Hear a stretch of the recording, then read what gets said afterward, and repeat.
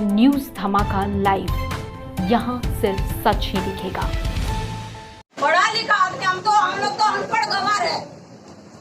इतना बड़ा हॉस्टल कैसे चला रहे हैं? हम लोग बर्तन धोने जाते हैं तो हम लोग को जिम्मेदारी से काम करते हैं। हम लोग नहीं जा पाते एकदम, तो हमें एकदम तो फोन करके बता देते हैं कि हाँ भाई हम लोग एकदम नहीं आ पाएंगे बोलते। हम लोग इतना पढ़ा लिखा आदमी किसी का जिंदगी को लेकर जा रहे हैं बर्बाद करने के लिए। किसी का बेटी को लेके आपका ये जगह में, मेरा बेटी का जगह में आपका बेटी होती तो क्या लापरवाही करते? नहीं करते ना। गरीब का बेटी बेटी नहीं होती है सर। गरीब का बेटी बेटी नहीं होती है। करती है, बर्तन धोती है, इसीलिए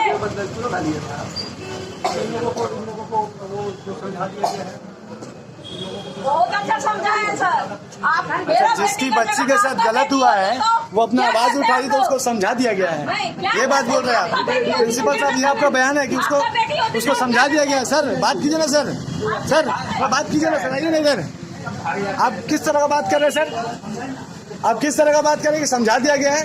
वो बच्ची अपना बात कर रही है तो आप बोले समझा दिया गया है।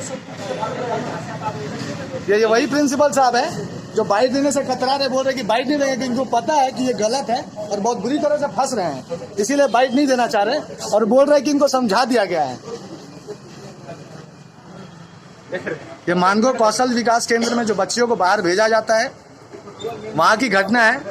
बच्ची को वहाँ भेजने के बाद इनकी कोई जिम्मेदारी नहीं रहती। साथ छापना क्या सर? आप जवाब नहीं दे रहे। आप अभी पक्ष विपक्ष हम लोग को समझा रहे थे, अभी आप खुद ही नहीं विपक्ष बन के आ रहे, तो हम तो गलत ही समझेंगे ना सर। गलत तो आप खुद ही अपने आप को प्रूव कर रहे हैं, हम लोग तो कुछ बोल नहीं रहे हैं। आपसे इज्जत से बाइट मांग रहे हो, भी नहीं दे रहे, आप भाग जा रहे हैं यहाँ से। और आखिरकार विवाद बढ़ता देख प्रिंसिपल साहब हम लोगों को बाइट देने तो आए जरूर, पर क्या कहा खुद सुने। सर ये क्या घटना हुआ है सर, जो आप जो बच्ची वाला जो इश्यूज आया है? ऐसा है कि हम लोग एक सरकारी प्रोजेक्ट चला रहे हैं, हाँ। ठीक है, जिसका अभी थोड़े दिन पहले जो है सीएम साहब जो नियुक्ति पत्र भी दिए थे बच्चों को, उसमें हमारे भी बहुत से बच्चे नियुक्ति पत्र लेके गए थे, ठीक है। देखिए हमारे यहाँ से हजारों बच्चे जा रहे हैं, ठीक है, डिफरेंट जगह नौकरी कर रहे हैं, एक्सेप्शन सब जगह होते हैं, ठीक है, पर फिर भी जैसा आप लोगों ने उसको एनालाइज किया, वो एनालाइज आपका गलत था। एक आध बच्चे सर अभी तो हम सवाल ही नहीं पूछा, आप एनालाइज बताने लग गए। आप लोगों ने पहले किया। आप लोगों ने नहीं सर, अभी जो सवाल है ये है कि वो बच्ची जो गई थी, आपने जो भेजा था, उसके बाद आपने उसकी खोज खबर नहीं थी क्या कि वो कहाँ है, जॉब में है नहीं है? बच्चे को हम भेजते हैं, उसका सारा रिकॉर्ड डीएसओ के पास होता है। आप डीएसओ ऑफिस से उसकी रिकॉर्ड ले सकते हैं, डीएसओ ऑफिस से ले सकते हैं, ठीक है। हम लोग यहाँ बच्चों की भविष्य बनाने के लिए बैठे हैं, किसी बच्चे का भविष्य खराब करने के लिए नहीं बैठे हैं। तो फिर एक्सेप्शन हुआ है, हो सकता है, मैं ये नहीं कह रहा हूँ, एक्सेप्शन होते हैं, बिल्कुल होते हैं। मतलब आप मानते हैं कि आपने गलती किया है? मैं ये नहीं कह रहा हूँ, मैं ये नहीं कह रहा हूँ, मैं आपको कह रहा हूँ कि एक्सेप्शन होते हैं। जहाँ इतने लोग होंगे एक आध एक्सेप्शंस होते हैं। सर पर किस लोग का शायद टीम गया था? हम गरीब बच्चों को ट्रेनिंग देते हैं, बिल्कुल, बहुत अच्छी बात है, बनाते हैं। हाँ सर, अगर आप उनको कहीं करवा सकते हैं तो बोलिए।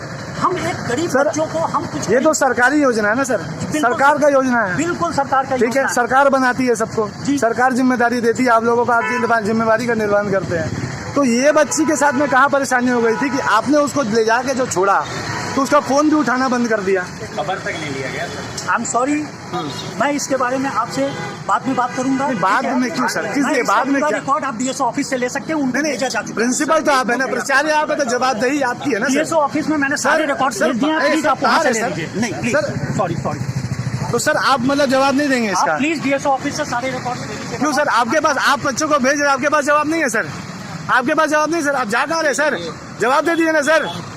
मतलब देखिए यही प्रिंसिपल साहब है जो जवाब भी नहीं दिए और सीधे चले जा रहे हैं कि ये बच्ची को फोन उठाना बंद कर दिए हैं, और सीधे तौर पे देख सकते हैं कि वो भाग किस तरह से रहे हैं, ठीक है। हम लोग के सवाल का जवाब नहीं दिया और वो भाग रहे हैं, तो आप समझ सकते हैं कि कितने सारे बच्चों का ये लोग भविष्य इसी तरह खराब करते होंगे। एक बच्ची ने आवाज उठाया तो उसका बात सामने खुल कर आया है, और न जाने कितने बच्चे अभी इसी तरह से होंगी, जो कोई कपड़ा मिल में तो कोई किसी के घर के में नौकर, इस तरह की काम कर रही होगी। प्रिंसिपल साहब के पास जवाब नहीं है, बच्ची को उल्टा धमकाने का काम कर रहे हैं कि तुम ऐसा बोलो वैसा बोलो, समझाने की कोशिश कर रहे हैं। और पत्रकार जब सवाल पूछते हैं तो बोलते हैं आप लोग समझा दिए हैं, आप लोगों को समझा नहीं सकते, इस तरह का बयान एक कौशल विकास केंद्र मानगो के जो प्रिंसिपल है सुनील सिंह जिनका नाम है, उनके तरफ से ये।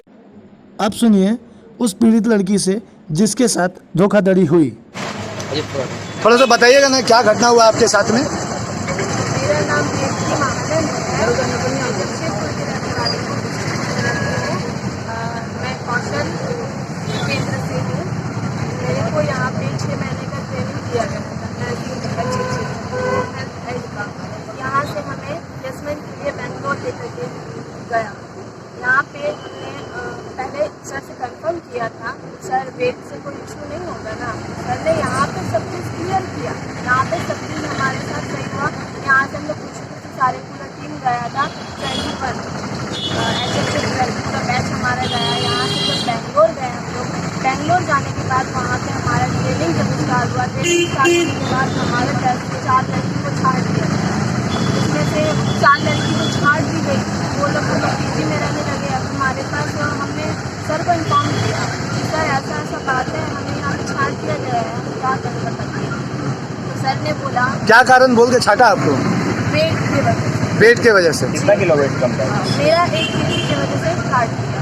ठीक। तो हटा दिया गया।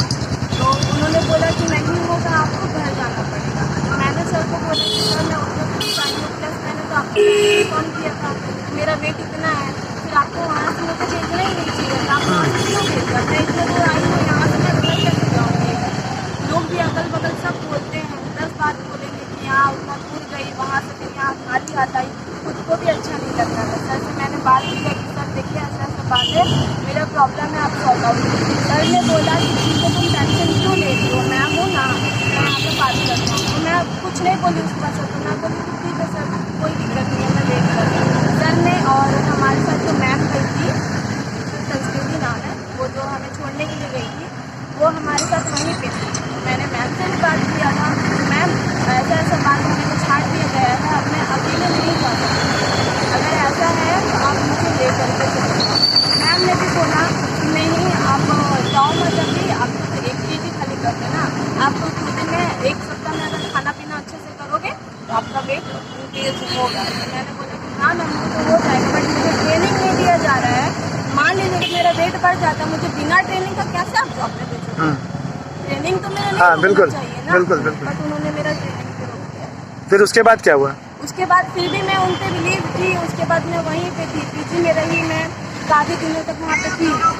सर ने क्योंकि बोला कि हो जाएगा, तुम्हारा टेंशन लेने की कोई बात नहीं है, तो मैं वहाँ पे वेट कर रही थी। कुछ दिन के बाद फिर मुझे बुलाया गया वहाँ पे मेडिकल टेस्ट के लिए। मेरा मेडिकल फिर से टेस्ट हुआ, फिर से मुझे वही बोला गया कि आपका BMI कम है। मतलब आश्वासन सिर्फ दिया गया आपको, मतलब एक तरह से धोखे में रखा गया। बोला जा रहा था कि हाँ। यहाँ से जाओ। ये कितने दिन आपके साथ इस तरह से होता रहा? मैं 25 को वहाँ रीच की थी। हाँ। आज जून।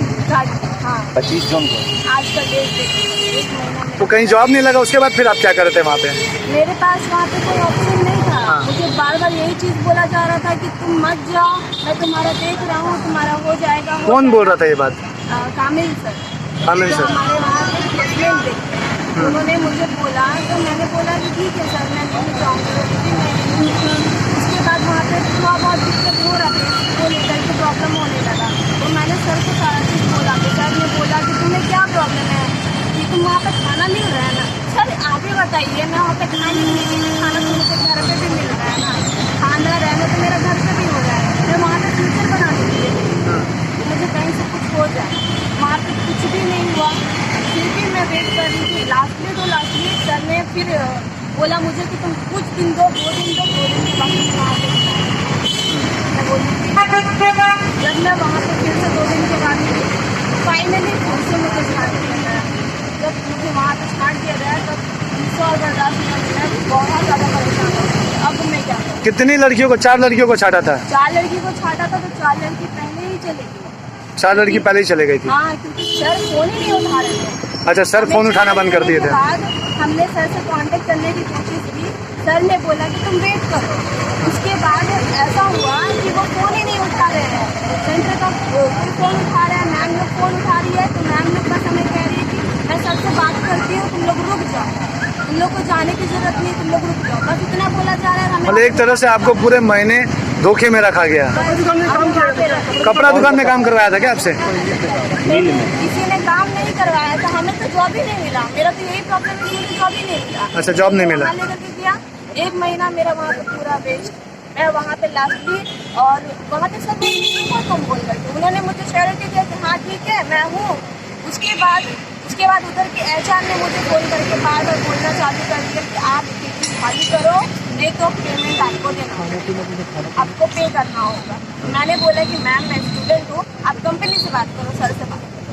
वो कह रही है कि मैंने सर से बात कर लिया, सब कुछ हो गया, अगर आपको आज ही होगी, 1 दिन का भी हमें टाइम नहीं दिया गया। आज ही जैसे मैं 11 बजे मॉर्निंग गई थी ऑफिस में, तो 11 बजे जब वहाँ से मैं लौटी 11:30-12 बजे करीब लौटी, 1 बज गया था करीब लंच के टाइम पे। तो उन्होंने मुझे डायरेक्टली बोला तुम्हें जाना होगा और तुम इवनिंग तक खाली करो। अब मेरे पास पैसे नहीं हैं, ऊपर से मैं उतने दूर यहाँ बेंगलोर से झारखंड आना बहुत बड़ी बात थी मेरे लिए। फर्स्ट टाइम मैं घर से निकली।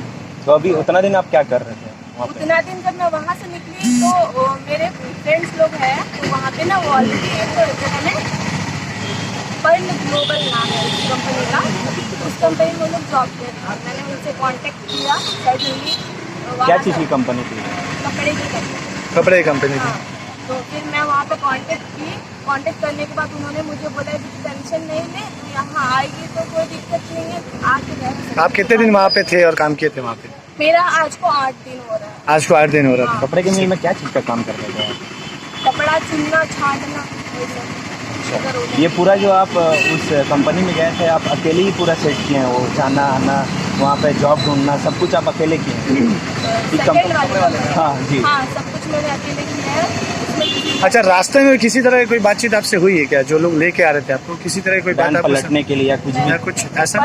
ऐसा कोई बात नहीं हुआ। बस एक्चुअली मुझे ये चीज़ थोड़ा सा अजीब लगा जब मैं उधर से आ रही थी, तो जब मैं वहाँ से दूसरे कंपनी में गई, अभी सडनली जब ये सब चीज़ हो रहा है तो सारे कोई मुझे फ़ोन कर रहे हैं, इतनी अटेंशन दे रहे हैं। लेकिन जब मैं वहाँ पे 6 दिन में हॉस्टल से गायब थी, कंपनी को इस चीज़ का रिकॉर्ड रखना चाहिए। हाँ। एक बार मुझे कोई फ़ोन करके ये चीज़ नहीं पूछा कि दीपा तुम कहाँ पे हो, कैसे, कोई नहीं पूछा। मतलब यहाँ पे जब इश्यूज बढ़ना शुरू हुआ उनका, जब यहाँ पे मेरे तब उनको parents याद आई आपकी?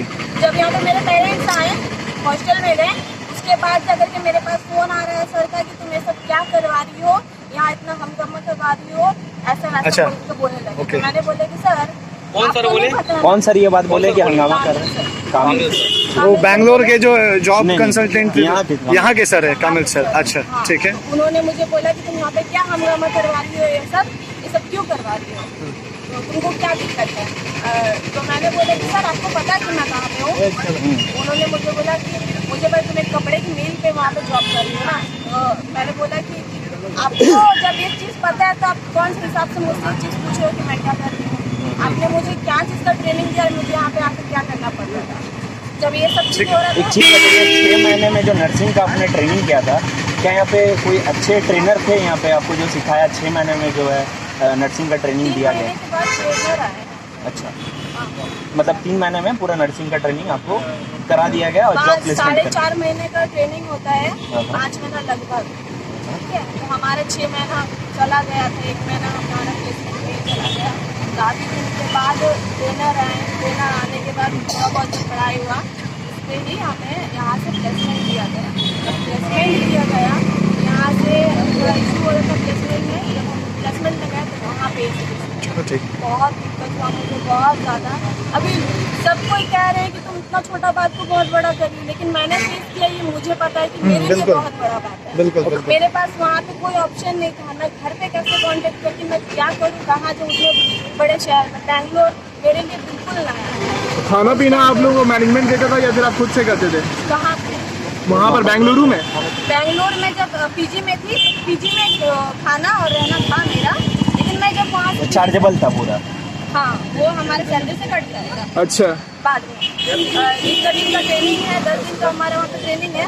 10 दिन की ट्रेनिंग तक हमारे को पैसा नहीं लगेगा, उसके बाद तो ऐड हो जाएगा, हमारा वो चार्जेस लगना स्टार्ट हो जाएगा। तभी उनके वहाँ के HR ने हमें बोला कि मेरा पैसा कट रहा है, तुमको जाना होगा, नहीं तो तुमको पैसा देना होगा। ऐसा बोलने लगे वो लोग, मेरे पास कोई ऑप्शन नहीं बचा। अब मैं वहाँ पे मेरे पास बिल्कुल भी पैसा नहीं है, मेरे यहाँ तक कि मेरे पास भाड़े का भी पैसा नहीं है कि मैं दूसरे जगह जाऊँ। ठीक है, इसीलिए मुझे मजबूरी में करना पड़ा। अपना नाम बता दीजिए आप।